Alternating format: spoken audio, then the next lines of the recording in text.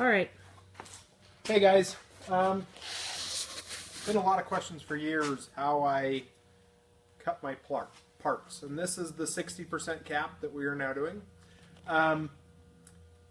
This is how I do it. Got this new machine, and it is really speeding things up. I used to sit here and scroll saw on all the templates, and then use a machine to use this as the template and use as a master. But this new machine has really sped things up so much so that I am like super excited to show this off. So what we do, we'll just go ahead and make a part.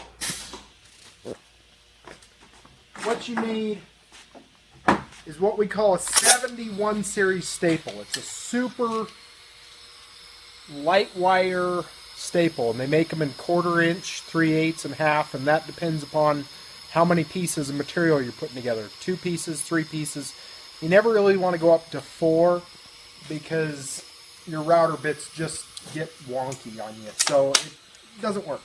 So all we do is we spend all the time, and I have a lot of straight bars. So say I was making this template and I wanted to cut a nice straight line.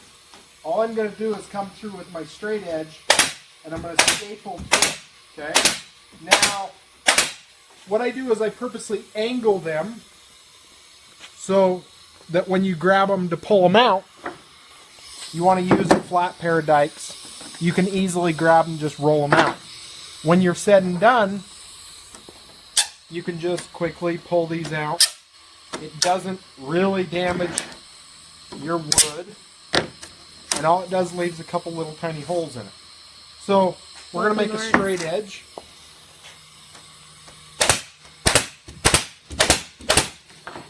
And we're going to make a fuel tank tray real quick. Okay?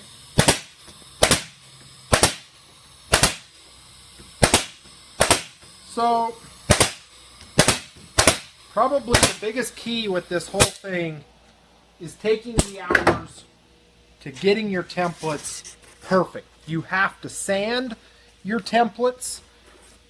You have to get them absolutely perfect. If there's any flaws in your template, even a chattered line from when you're scroll sawing it, it will show up with the pin router with an 1/8 inch bit. A 1/4 inch bit, it doesn't show the chattered lines as much, but I like to use the 1/8 inch bit. This is a pin router. So as you push down on the pedal, and this is majorly thanks to Brad Worston. The new motor was super, super expensive. They didn't make any way to make an adapter. They wanted a couple $1,000s for a new motor. And Brad was nice enough to help me out making a perfect spacer so that I could put a new router in there. And then what it is it's set to come up to 1/8 thick. Or if you move this and then you have to undo this and move it up, you can do 1/4 inch thick pieces. So, with that being said, we're going to get noisy here. So, I'm pushing the pedal away. Second you lightly touch, the pin comes down, and that is what the template follows. And then, as you finish pushing down on the pedal, the motor comes up. So, if you want to stand over here, you can actually walk. We have a vacuum system built into it so that it'll hold the piece of wood so that it won't shatter. You can do this one-handed. Going a little fast, and it's going to fray it just a little bit, but not bad. Plus this bit's about worn out. So, there you go. Now say I wanted to make a part like this little slot right here, okay? All you have to do is barely set your pin down, come up, have your mark. There's your perfect little slot. So,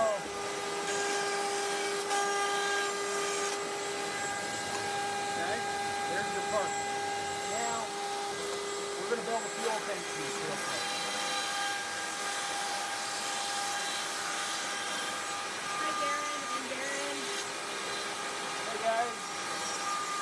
Showing the new pin router tonight that Brad helped with.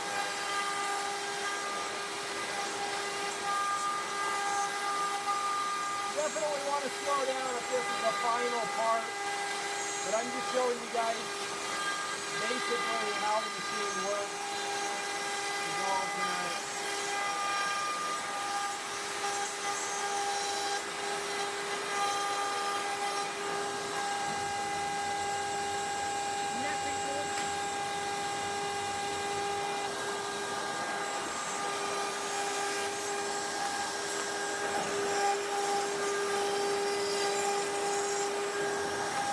What's nice too is the second I release the pin, there's no blade. That blade is clear down in there. Totally a safe machine.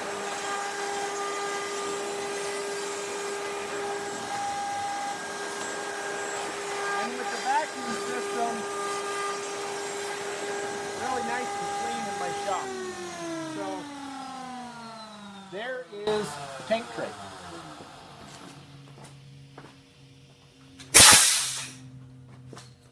Now all we have to do is take some light sandpaper, come around, polish this part up, and you're going to have your perfect part. Okay? So all you do, grab your pliers, hold these little white wire staples. There's a nice straight edge. For doing super long stuff, you can make really straight edges. I keep a track on those all the time, and I have a sander that's hooked up to a board called a spline sander that I keep vigilant eyes on those to make sure they stay in good check. And I'll sit there and pencil draw. If you guys see any of my templates, there's pencil drawings everywhere, making sure that they're perfect. The nice part is this routering system, I can take and I can get this part literally within 100,000ths of my templates. Hey, Tyler. This new 60%, hey Tyler, this new 60%er that I'm working on has to be the best, most precise plane I've ever built, and I am so proud of it. It is something else. So then you're just going to come through and you're going to polish your part. Now you got a couple little staple holes. You can actually put a little bit of water on these and they will pretty much vanish, or you don't have to worry about them. It's not going to hurt the structural integrity of the part at all. It doesn't really matter. Hey, nice. Tyler, we posted at like 2 minutes before we started. This was impromptu. We had time. So, sorry. Tyler wanted to know how come we didn't give him notice. Because we're for learning sessions. Sorry. So, the beauty is everything is done in patterns. The nice part, too, is, so like this pattern for my water bottles, you'll notice that this says 50 ounce, 50 ounce. I actually have other ones that have this circumference in it, and as I'm building parts, I just use another part to kind of use as a template. Again, receiver tray, rudder tray, everything is done. Then I take and I go to my final part and I master it. Tanner wants to know if this is going to be at Spat's event. I'm hoping, very much so. I got to build a cowling, a canopy. This is by far the biggest project I've ever taken on. It's a 60% cap, 175-inch wingspan. We've now cut the foam wings. The fuselage is well underway. I'm super hoping to have it there by Spats. So I'm pushing for it really hard. So, yeah. So, super long parts, okay? Fuselage sides, things like that. Again, every single part originally has to start out on a scroll saw, the pin router to make straight lines, but every one of my parts is hand done first. Okay, well, it's hand done afterwards too, because the pin router is a hand machine. Tyler, you'll have to go watch in the beginning again. He demonstrated his pin router on how he cuts all this out. Tyler wants to know what your goal weight is, and Tanner wants to know what engine. So I'm doing a ZDZ 420. Most 60%ers on the market are weighing in 100 pounds to 119, 125 pounds is what most 60%ers are weighing in. Some of the guys in Europe running 3W684s are weighing in at like 230 pounds. My goal number is to be 5 inches smaller than them in wingspan, and I'm hoping for 90 to 100 pounds. If I can pull that off, I think that's a big accomplishment. But this is a big project. You know, when I got it glued together and stood it up, I about freaked out. It's bigger than I even thought. And I want to give a huge shout out to Matt Chapman also. He was nice enough to get me some scale widths on the fuselage and some scale numbers that I was really concerned about. And he gave me the true scale numbers, which is super cool. I could actually say that this airplane is truly 60% of scale. My wingspan is off by 1/4. It should be 174 3/4. I went with 175. Yeah, big deal on that. So, but the nice part is when you're doing super long parts, see, everything is dovetail locked and it snaps together. What I do when I'm cutting out this full length piece is I actually draw a straight line and then I staple this to the straight line, and I do spend hours getting this as perfect as possible. And then what I do with my machine is I have some wings. I put out a table with some sawhorses, put out a table with some sawhorses, because I'm cutting this in. This is what's crazy. This section right here is 8 feet. Okay? I can't even get that all in one shot. Just so Yeah, so you can't cut the template in one piece. And the other nice part about this is, say I want to use this back section of the Cap 232 to design an MXSR. Okay, they're a very similar airplane, but I want to move up the wing and I want to do some little tiny changes to it. All I have to do is build the front section. I can actually use other parts to help build the new size airplane. So, just something fun to think about. Lots of fuselages are very similar in fashion. So, and say I don't like this tail height and I want to change this back box. This is a separate piece. All I got to do is build this back piece to interlock into my template, and I don't have to redo hours and hours and hours and hours. I want to not even exaggerate. I bet you I have how many hours? Hundreds of hours into these templates to get to this stage. This one's been going on for a while. I just really wanted to make sure I was fully invested in this project, and there were some other things that came up that kind of stopped it for a while, and we've got those worked out, and we're well underway. So I want to say a huge thank you to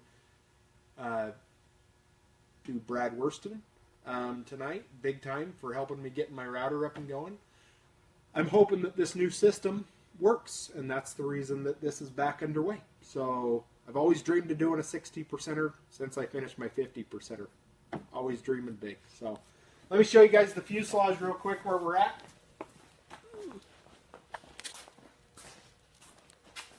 So this is the 60% fuselage. The bottom is not glued in yet because I got to add just a couple other little tiny things. But the sides are all glued in. The fuselage, the motor box is glued in. Let me just back up here so you guys can see the whole thing. Sorry, Yeah, so sorry, I'm wobbly. There's cords. as you guys can see, it's a pretty good sized project this time. Come on over here real quick. Like I said, I am just unbelievably happy with everything. I've got these tolerances right down through here, literally 100 thousandths. Okay, you can put this airplane together with CA. Just tack it together. It's It's the best I've ever done. I'm super proud of it. It's been a lot of work. You guys can actually see that there's some other pieces that are going in here, some more supports just to really help stiffen everything up. This 60%er is something that I'm not taking lightly. I don't want to build it too light. I don't want to build it too heavy. So as of right now, this fuselage, the way it sits, is 10 pounds, 6 ounces with motor box. The 50% cap, which is sitting here right now that I've been tinkering on, is 8 pounds, 4 ounces for the exact same stage. And to just give you guys a comparison, you that have seen the 50% cap before are going to giggle. So you're going to say your motor box is the same length. Yeah, it kind of is. This one's designed for a ZDZ210. This is designed for a 420. So much, much bigger. So I'm extremely happy with the weight that it sits today. So hopefully this sheds some light on how you guys that want to get into scratch building but don't want to go buy a CNC, there's other ways out there of using a, here's my 2 scroll saws that have been with me for decades. These 2 scroll saws have built 50% airplanes, multiples, 40%ers. A good scroll saw is never going to let you down. The main key with a good scroll saw is you want one that'll go in straight, but then you really want to go hunting for an old one that the pin can go sideways so that you can do 8-foot long cuts. Yeah, hopefully this helps. You said this time, haha. This time, what do you mean? I don't know. I was back there, but it just came through. And then Darren wants to know if you found a bigger trailer yet. Darren, shush. I don't think I need a bigger trailer. He doesn't need a bigger trailer. Have you seen his trailer? Come on now. I actually, before I started this project, believe it or not, I actually measured inside the trailer to make sure that this would fit. That was actually a key part in why I went exactly 60%, not 62 or 63%. This is built to fit in the trailer right on the money. Even the wing panels. Did a little bit of stuff. We're working on the wings right now also. To show you guys the wing panels. We did post a previously recorded video just a little bit ago about wings. You said this time to this being a project, as if the others weren't. Oh. This. You remember, Tyler, there's a reason I give these projects names, right? I gotta say, guys, I love challenging myself in life. The reason I keep building. Welcome, bigger, Stacy. Welcome, chat. I don't jump too quickly is because I feel I learned something by building 40%ers and learning how to build them light and then going a little bit stronger. And at every single stage, going a little bit bigger throws a whole new realm into things. This has been a real challenge and a real project because it's a stage I'm a little nervous on. I'm really trying to hit that 90-pound goal. I'll still be super happy at 102 pounds, but I don't think I'll be over 102. So we'll go from there. So thank you very much for joining with us. Thank you very much to my wife for being out here tonight. So those of you that just got on, you'll want to watch the beginning. Joe showed how he cuts his wood. He has retired his scroll saws a bit and got a new toy. So rewatch the video once it reposts. I think you'll enjoy it. And yes, we're glad to be doing more videos, Stacy. We've got a little more time now.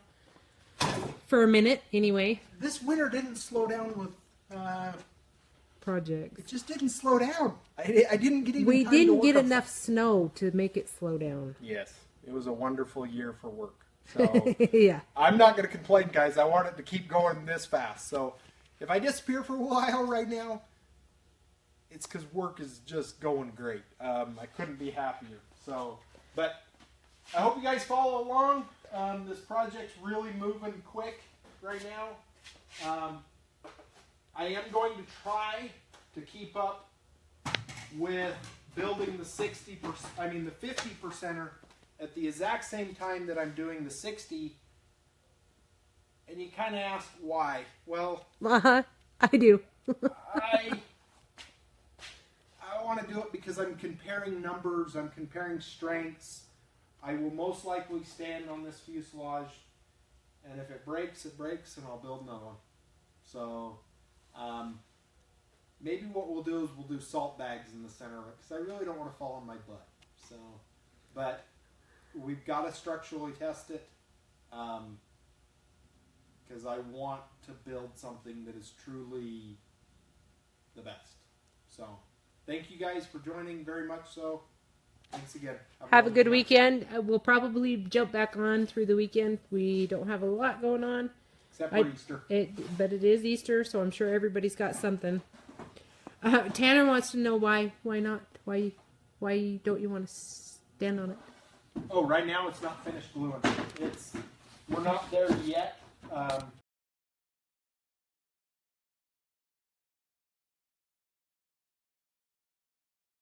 Just share, and help us get it out there so everybody can watch and learn along. Do you want to show the pin router one last time? Just a straight edge real quick. So we're going to quickly go through this one more time. Just because I'm super excited about this machine. He's been grinning from ear to ear since it got up and running. Oh, this has really made it nice. Again, everything has to be templated. And Just show how the pin router works. Okay. So, yeah, you're just going to staple apart. Going to take the pin router, flip it on. Second you touch this first pedal, pin drop. That is what the template is going to follow. So, and then you're going to see the blade come up through. And you can actually use this as a scroll saw, too. You can actually draw stuff on there.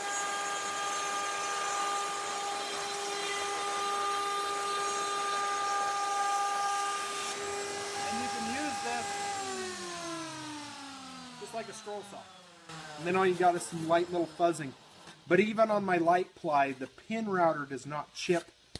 It frays the edges just a little bit, but it's beautiful. I love the thing. So, thanks again to everybody's help that has got this project to where it's at today. I really want to say thank you. So, thanks again. See you guys.